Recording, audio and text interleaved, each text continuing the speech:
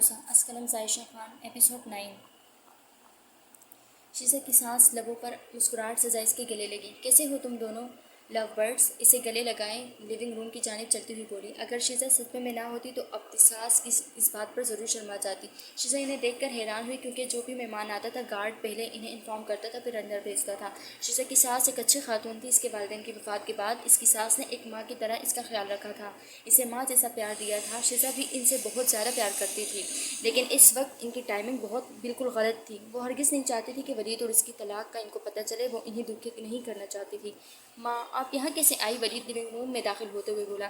मैं यहाँ अपनी दोस्त से मिलने आई थी तो सोचा तुम लोगों से भी मिलते चलूँ। तुम लोग तो घर आते ही नहीं तो मैंने सोचा मैं ही मिल आऊँ, लेकिन तुम लोगों के चेहरों से देखकर लग रहा है कि मेरा यहाँ आना तुम लोगों को पसंद नहीं आया।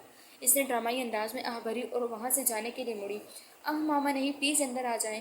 वलीद की बात का वो मतलब नहीं था। शीशा इन्हें बाजू से पकड़ते हुए वलीद को आंखें फाड़े घूरने लगी। मामा ऐसी बात नहीं है, मैं आपको इतनी सुबह यहाँ देखकर हैरान हो गया था। आप यहाँ बैठे, मैं आपको कमरा सेट करवा देता हूँ और खाना भी। वलीद लबों पर मुस्कुराहट सजाए इन्हें पकड़े सोफे पर ले जाकर बैठा।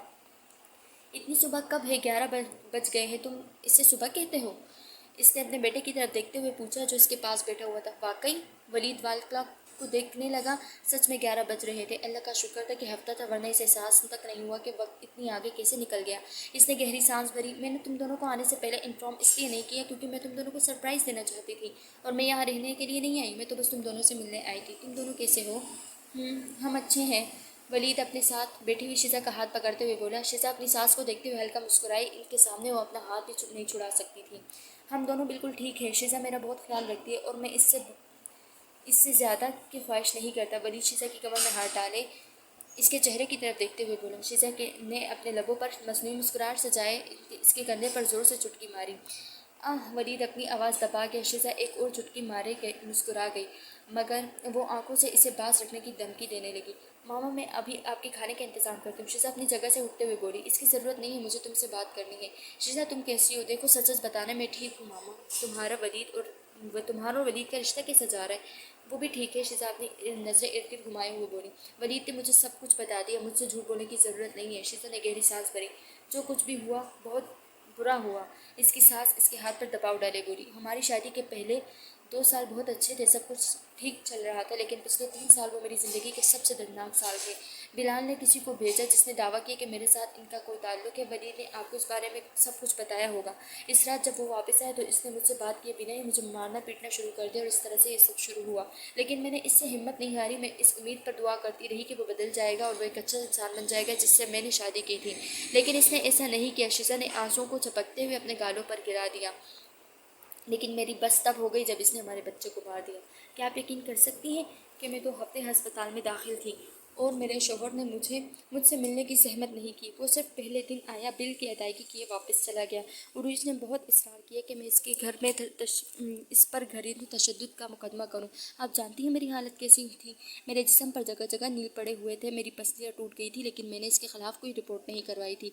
मुझे तलाक वाहिद एक बेहतर हल नजर आया। मैं इसे जेल में जाता हुआ नहीं देख सकती थी क्योंकि मैं अभी इससे प्यार करती हूँ, लेकिन इसका मतलब नहीं ये जो मेरे साथ करे क्या मैं भूल जाऊँ? मामा, अगर मुझे तलाक ना लेने का मशवरा देने आई है तो मुझे अफसोस है कि मैं ऐसा नहीं कर सकती। मैंने कभी आपकी नाफरमानी नहीं की, लेकिन प्लीज़ मुझे समझने की कोशिश करें। हमारी शादी पहले ही टूट चुकी है। इस रिश्ते में अब कुछ नहीं बचा। मैं इस खोखले रिश्ते को बचाते बचाते थक गई हूँ। मैं यहाँ तुम्हें रोकने के लिए नहीं आई। ये मुकम्मल तौर पर तुम पर मुनहसर है। ये तुम्हारी मर्जी है कि तुम क्या चाहती हो। जब वलीद पिछले हफ्ते मुझे सब कुछ बताने के लिए घर आया तो मैं वाकई पागल हो चुकी थी। खुशकिस्मती से इसके वालिद इस वक्त आसपास नहीं थे। मैंने इसे कई थप्पड़ मारे थे क्योंकि मैंने इसे किसी भी वजह से किसी औरत को मारने की तरबियत नहीं की दी थी। मैंने इसे अपने बच्चों में सबसे बड़ा और छोटे बच्चों को अच्छे अखलाक और इक़दार की परवरिश की थी। मैं बहुत पागल हो गई थी जब इसने सब कुछ मुझे बताया, इस हकीकत के बावजूद कि वो रो रहा था। मैंने इसकी गलतियों की निशानदेही करने में कभी हिचकिचाहट महसूस नहीं की, लेकिन जो बात मुझे समझ नहीं आई वो ये है कि तुम मेरे पास क्यों नहीं आए। मैं तुम्हारी सगी माँ नहीं हो सकती, लेकिन फिर भी मैं तुम्हारी माँ हूँ। मैं इसी दिन तुम्हारी माँ बन गई थी जिस दिन तुमने मेरे बेटे से शादी की थी। तुमने मुझे क्यों नहीं बताया कि क्या हो रहा है? 3 साल से तुमने मारपीट बर्दाश्त की, तुम मुझे नहीं बता सकी। तुम मुझ पर एतमाद नहीं कर सके। सच में बहुत मायूस हूँ, तुमने मुझे इस काबिल ही नहीं समझा कि मुझे अपनी तकलीफ बता सको। ऐसी बात नहीं है मामा, मैंने सोचा वो बदल जाएगा, लेकिन ऐसा नहीं हुआ। शीजा अपनी आंखों से आंसू साफ किए हुए बोली। जो भी हो, लेकिन वलीद तुमसे प्यार करता है, मेरे ख्याल से तुम भी ये बात अच्छे से जानती हो। लेकिन फैसला तुम्हारा होगा मेरी बच्ची, तुम जो भी फैसला करो याद रखना मैं हमेशा तुम्हारे साथ हूँ, ठीक है? यहाँ आओ। इसकी सास अपने बाजू फैलाई इसे अपने पास बुलाने लगी। शीजा एक सेकंड ज़ाया किए बिना इनके गले लग गई। एक हफ्ता बाद। तुम्हें अपने फैसले पर यकीन है? तुम हार मान रहे हो? दानियाल सोफे से टेक लगाए इसकी जानिब देखते हुए बोला। मैं पिछले 2 माह और 3 हफ्तों से इसे मनाने की कोशिश करूं, लेकिन वो तलाक पर दस्तखत करने के लिए बजिद है। ऐसी सिचुएशन में फिर मुझे क्या करना चाहिए? मैं इसे ज़बरदस्ती अपने पास नहीं रोक सकता, और ना ही मैं ऐसा करना चाहता हूँ। अब जैसा वो चाहेगी वैसा ही होगा। इसे मुझसे तलाक चाहिए, ऐसा ही होगा। मैं इसे हमेशा के लिए आज़ाद कर दूंगा। मैं इसे मजीद दुख नहीं दे सकता। इसकी खुशी के लिए मैं कुछ भी करूँगा। वलीद सदका भरे अपनी नज़र टीवी की जानिब मरकूज कर गया। तो ठीक है, तुम चाहे जो चाहो कर सकते हो, ये तुम्हारा फैसला है, मेरा नहीं। दानियाल सोफे पर आराम से बड़बड़ाया। बिल्कुल, अब ध्यान से फिल्म देखो, वलीद भी इसी के अंदाज में बोला। क्या तुम वाकई में फिल्म देख रहे हो? दानियाल इसकी जानिब देखकर मुस्कुराए। दानियाल यार क्या मसला है? वलीद इसकी जानिब देखकर हल्का सा मुस्कुराए। यार इस फिल्म में हीरोइन कितनी हॉट है, इसकी टांगे देखो। दानियाल अपनी नज़र टीवी पर गाड़े बोला। मुझे लगता है तुम भूल गए हो कि तुम्हारी मंगनी हो चुकी है, वो भी उरूज से। अगर इसे पता चल गया तुम टीवी पर मौजूद हीरोइन को किन निगाहों से देखते हो, तो वो तुम्हें जिंदा दफन कर देगी। वलीद आईब्रो झुकाए बोला। बिल्कुल, अल्लाह का शुक्र है कि वो यहाँ नहीं है। दानियाल हंसते हुए बोला। दूल्हा अभी बातें कर रहे थे कि दरवाज़ा खोलने और बंद होने की आवाज़ आई। इससे पहले दोनों बाहर जाने की बढ़ते शीजा लिविंग रूम में दाखिल हुई। मैं तुम्हारे लिए एक सरप्राइज़ लाई हूँ, शीजा वलीद को आंखों में आंखें डाली बोली। दानियाल इसकी जानिब देख हल्का सा मुस्कुराए। देखो मेरे साथ कौन आया है, चलो बाहर आ जाओ, शर्माओ मत। शीजा दरवाजे की जानिब देखने लगी। जब वो सामने आया तो वलीद के तन बदन में आग लग गई। इसका गुस्सा सातवें आसमान को छूने लगा। वलीद गुस्से से इसकी जानिब लगा। पीछे हटो। शीजा वलीद को पीछे धकेलते हुए चिल्लाई।